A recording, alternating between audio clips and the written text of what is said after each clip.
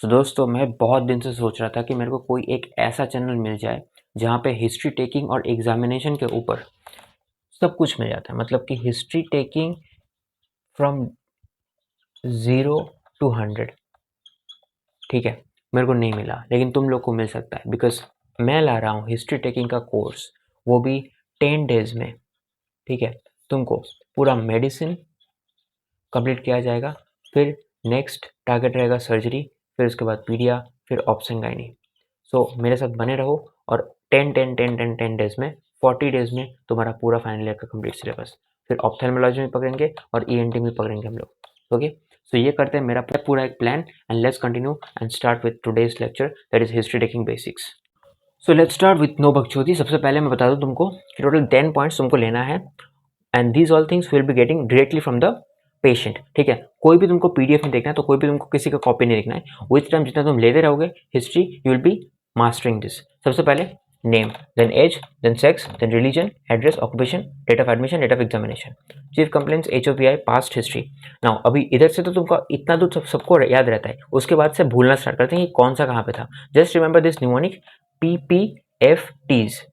ठीक है, PPFTs, past history, personal history, family history, treatment history और फिर सोशियो इकोनॉमिक हिस्ट्री। देन अगर फीमेल रहा तो फिर मेंस्ट्रुअल हिस्ट्री ले लेना, और सब में एक extra point course during hospital stay, क्योंकि पेशेंट कितना इंप्रूव हुआ, इट बी जस्ट मतलब एक जस्ट मास्टरिंग और बूस्ट और स्कोरिंग पॉइंट्स। ठीक है, तो हो गया, तुम सवाल पूछ ले, डिटेल्स लिख दे in the copy and then तुम वाइवा देने गए। एक्सटर्नल तुमको सवाल पूछेगा कि why is name important, why is age important, why is sex important. तो उन सबका सवाल में सबको कंफ्यूज हो जाता है, व्हाट इज द इंपॉर्टेंस। मैं तुमको बता दूं कि नेम का मेनली 3 इंपॉर्टेंस है, why you ask the name. सबसे पहले तो इसका आइडेंटिफिकेशन के लिए इंपॉर्टेंट है।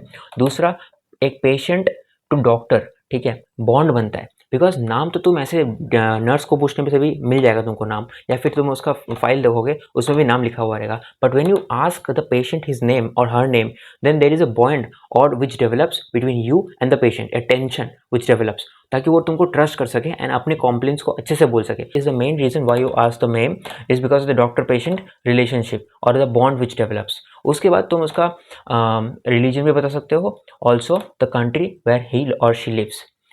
You ask the age because some diseases are mainly occurring in the younger age, then some in the middle age and some in the older age. तो ये सब तुम याद खुद से पढ़ लेना, मैं अभी बताऊंगा तो तुमको कंफ्यूजिंग हो जाएगा। then sex, some are prevalent in females like SLE, rheumatoid arthritis और वो सब। then in the males the prostate cancer, then the breast cancer इधर भी हो जाता है, then prostate and all the malignancies जो हो जाएगा। सो दीज आर मेनली तुम्हारा या फिर लंग कैंसर हो जाएगा। तो ये सब तुम्हारा मेल है, female and male. Then comes religion. बहुत सारे रिलीजन्स में तुम्हारा कुछ कैंसर नहीं होता, लाइक इन मुस्लिम्स। ओके, तुम्हारा penile cancer is very less seen because they undergo circumcision, उसकी वजह से मुस्लिम्स में पेनल कैंसर नहीं दिखता है। ओके, एंड ऑल्सो लेकिन मुस्लिम्स में कॉन्सेंगुअस मैरिज होता है। सो कॉन्सेंगुअस मैरिज के लिए जितना भी तुम्हारा ऑटोसोमल डोमिनेंट या फिर रिसेसिव डिजीज हो सकता है, वो सब तुमको दिखेगा इधर। देन द एड्रेस, तुमको कोई भी एंडेमिक डिजीज़ के बारे में कुछ जगह में, जैसे कि नॉर्थ ईस्ट में तुम्हारा नॉर्थ ईस्ट एंड ताइवान वाले रीजन में बहुत सारा तुम्हारा JE is prevalent in north east. Okay, so all the diseases which are endemic in some certain areas, वो तुमको पता चल जाएगा। Then occupation, some of the areas and some of the then why occupation is important because कुछ लोग जैसे कि coal miners में तुम्हारा coal workers pneumoconiosis, then asbestosis and silicosis, ये सारे डिजीजेस तुम्हारा ऑक्यूपेशन लिंक डिजीजेस हैं। Date of admission and examination तुम लिख लिए। फिर उसके बाद चीफ कंप्लेंट्स में आते हैं। Chief complaints max to max तुम्हारा 3 ही लिखना, उससे ज़्यादा मत लिखना, बिकॉज तुमको each and every chief complaint को एक्सप्लेन करना पड़ेगा इन द एलाबोरेट करना पड़ेगा इन द HOPI। सो 3 तुम कैसे लिखोगे, क्रोनोलॉजिकली लिखोगे फ्रॉम जो सबसे ज़्यादा दिन से होते आ रहा है और जो सबसे रिसेंटली हुआ उधर से। ओके, क्रोनोलॉजी मेंटेन करना, और ये हम लोग डिस्क्राइब करेंगे और इलेबोरेटली लर्न करेंगे ऑन वेरियस सिस्टम्स जो हम लोग फर्दर वीडियोस में पढ़ते आएंगे। ओके, आपके लिए तुम इतना याद रखो कि क्रोनोलॉजी में लिखना। और एक चीज़ है जो रिसेंटली हम लोग बहुत, मैंने भी खुद गलत किया था, कि सपोज़ कोई एक पेशेंट आया और वो घर से कुछ suppose he developed cough in the home and he was admitted in a hospital. फिर उसके बाद आने के बाद he was treated with some medicines, and during treatment on the course during hospital stay he also developed melena. ठीक है, सो उसका chief complaint क्या होगा? चीफ कंप्लेंट तुम्हारा ऑलवेज जो घर से लेके आया है. So cough will be chief complaint and not melaena. ठीक है. So in this just keep something in mind that chief complaint will always be the complaints which you will be or the patient will address while coming from home, the main address. और जो develop हुआ is complications of the treatment, ये होता है इसमें. ये कभी भी चीफ कंप्लेंट में नहीं आता. देन आते हैं हम लोग HOPI पे. सो जब HOPI पढ़ते हैं, each and every symptom has its own HOPI लेने का तरीका, बट मेनली जो हम लोग फॉलो करते हैं वो है OPDAF. ठीक है. जस्ट मैं तुमको जो जनरलाइज्ड व्यू है वो मैं बता रहा हूँ, उसके साथ बहुत कुछ ऐड होगा और बहुत कुछ सब्सट्रैक्ट होगा. सो ओ में ऑनसेट, कोई भी चीज़ का ऑनसेट पूछोगे, देन प्रोग्रेशन पूछोगे, देन ड्यूरेशन पूछोगे, then aggravating factors and relieving factors. उसके साथ तुम्हारा एसोसिएटेड फैक्टर्स क्या क्या है and related to the symptom जो भी तुम्हारा हो रहा है उसके साथ लिंक्ड है. जैसे कि पेन में तुम सॉक्रेट्स पूछते हो. ओके. सो वो हम लोग जितना कवर करते रहेंगे आगे आगे सिस्टम्स में, वो हम लोग जितना कवर करते रहेंगे आगे सिस्टम्स में वो हम लोग पढ़ते रहेंगे. Also fever is another important history taking. उस पर I will make a dedicated video on fever. But apart from that you also should learn about how to take history of each and every complaints जो हम लोग further videos में discuss करेंगे. but for now just remember this OPDF and associated factors. उसके साथ साथ तुम और दो चीज़ पूछ लेना कि वो कब से exactly what date वो notice किया, and also ऐसा कुछ similar illness past में हो रखा है कि नहीं, past similar illness in past. ठीक है, वो भी तुम history में पूछ लेना. So this is the generalized view of the HOPI. And उसके बाद हम लोग जाएंगे पास्ट हिस्ट्री पे, जहाँ पे मेनली 4 क्वेश्चन तुम सबसे पहले तो पूछना कि पेशेंट का कोई भी पहले प्रीवियस ऑपरेशन हुआ कि नहीं, any past kind of similar illness जो इस बार की तरह सिमिलर इलनेस है, वो मेनली उस हिस्ट्री के ऊपर उस पेशेंट का सब्जेक्टिव होगा. And then any accidents, so this is very subjective, बाकी सब सेम रहेगा. Operation, accidents and admission for that any admission to the hospital stay. ठीक है, कोई भी एडमिशन जहाँ पे उनको रुकना पड़ा हो हॉस्पिटल पे. सो दिस 3 एंड उस पर्टिकुलर सब्जेक्ट का सिमिलर इलनेस था कि नहीं पेशेंट का. ठीक है. Then also you contact for this 3 things, that is any contact with, मतलब कि पूछो एनी कॉन्टैक्ट विथ TB और contact disease, and then contact sexual like STDs, and then history of travel था कि नहीं उस पेशेंट का. सो ये 4 + 3 7 क्वेश्चन पूछने के बाद तुम जस्ट देख लो कि और पेशेंट में 3 डिजीज़ है कि नहीं. बेसिकली बहुत सारा डिजीज़ देखना होता है, लेकिन तुम मेनली 3 देखो. ये 3 देखने से हो जाएगा. One is diabetes mellitus, hypertension और रूमेटिक फीवर. ठीक है. सो ये 3 देखने के बाद तुम्हारा पास्ट हिस्ट्री हो गया कंप्लीट. एंड देन आते हैं हम लोग फैमिली हिस्ट्री पे, सॉरी PP. सो पी के पास आता है पर्सनल हिस्ट्री.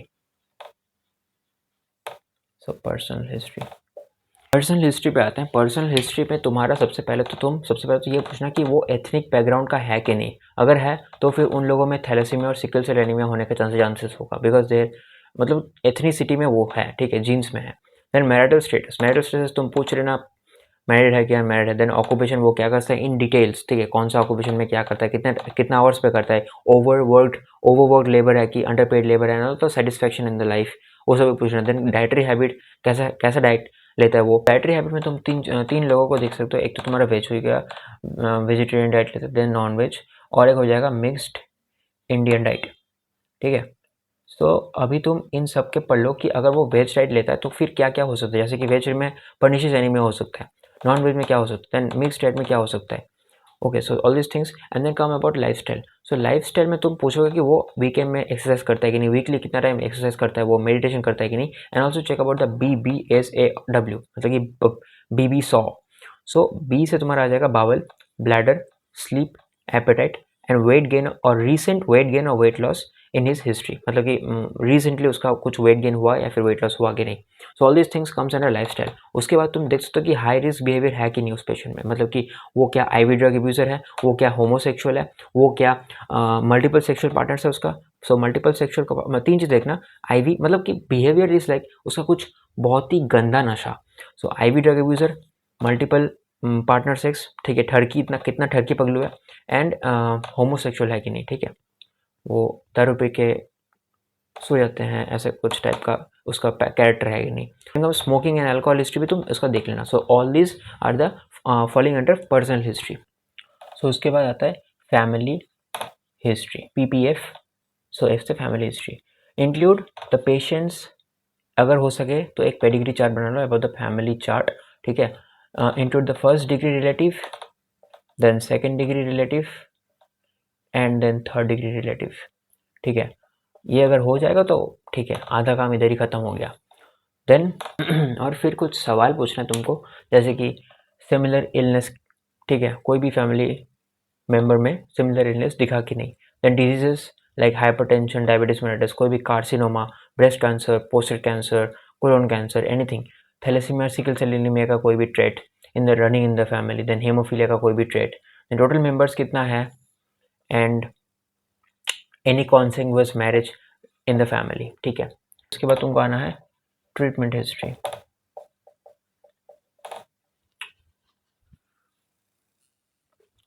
सो ट्रीटमेंट हिस्ट्री में तुम लिखना what are all the drugs that he is consuming, then allergy or reaction of those many drugs and any kind of blood transfusion वो हुआ कि नहीं during the recent days and the what are the outcomes. उसके ऊपर से chronic history of any drug intake, जैसे ये OCPs अगर कितना दिन से ले रहा है, क्रॉनिक कंज्यूमर है कि नहीं ओसीपीज का, एंटी हाइपरटेंशन मतलब कि एंटी हाइपरटेंसिव ड्रग्स या फिर डायबिटीज़ के लिए कोई ड्रग्स अगर ले रहा है उसका, तो उसका भी हिस्ट्री तुमको लेना चाहिए, ठीक है।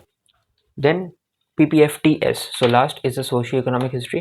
तो उस सोशियो इकोनॉमिक हिस्ट्री में तुम मेनली पूछना उसका फैमिली साइज कितना है पेशेंट का, देन उसका हाउस कैसा है, पक्का है कि कच्चा है, देन अटैच्ड किचन बाथरूम है कि नहीं उसका, then water, does they consume water filtered or not filtered, then after that you can take out the per capita income through Kuppuswamy scale, ठीक है। इतना करने के बाद you are almost end towards the history, और उसके बाद तुमको खुद ही एक कॉन्फिडेंस आते रहेगा। There are very few points left, लेकिन before I continue further I just want to show you this that जितना भी मैंने बोला एंड उससे भी बहुत ज़्यादा कुछ is written over here in my notes of final year, जो कि पूरा एक हिस्ट्री टेकिंग नोट्स है, और the 10 steps of history taking, like provisional diagnosis कैसा होगा उसका, demography, and then if you see this is the sex क्यों लेना चाहिए, males, address, occupation and all this, chief complaints and HOPI। I have written in particular एकदम points, precise points, like क्या क्या पूछना है तुमको, fever questions, negative history, negative history तुमको कैसे लेना है, like CVS respi systematic wise, ठीक है, system wise, sorry, CVS respi, CNS, GIT, muscular systems and endocrine, ऐसे सब लेना है तुमको। And then the treatment history also given, past history, family history, ठीक है। फैमिली हिस्ट्री में तुम्हारा ऑटोसोमल रिसेसिव हो सकता है, एक्स लिंक्ड हो सकता है, ऑटोसोमल डोमिनेंट हो सकता है, एक्स लिंक्ड रिसेसिव हो सकता है। And all the personal history, जैसे कि स्मोकिंग अगर हो गया तो स्मोकिंग का कैलकुलेशन कैसे करेंगे पर pack year index, so all this तुमको मिल जाएगा।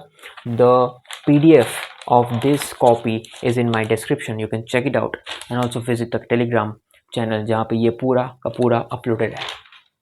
अभी चलते हैं the last topic, that is a menstrual history, अगर कोई भी तुमको एक फीमेल पेशेंट मिल गया तो, ठीक है। मेंस्ट्रुअल हिस्ट्री में तुमको सबसे पहले तो एज एट मेनार्की, फिर duration of cycle, quantity of blood loss, frequency of cycle, then वो रेगुलर है कि इरेगुलर है वो पूछना, फिर मेनोपॉज का एज पूछना, and then if after menopause also post menopausal bleeding हो रहा है, then it can be a serious pathology, senile vaginitis हो सकता है सेनाइल वेजिनाइटिस हो सकता है, सर्वाइकल इशू हो सकता है, देन एंडोमेट्रियल, मतलब कि बहुत कुछ हो सकता है, ठीक है।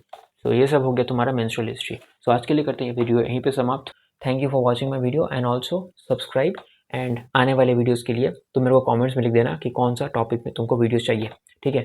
I will be doing the examination part, और उसके बाद I will be doing the proper case studies, ठीक है। जैसे कि हम लोग पहले CVA लेंगे, फिर ब्लीडिंग ले सकते हैं, दैट इज UGI ब्लीडिंग ले सकते हैं, देन CLD का लेंगे, that is chronic liver disease, and like this एक रेसिपी का केस भी ले लेंगे, ठीक है। And then we will complete the medicine part. So thank you.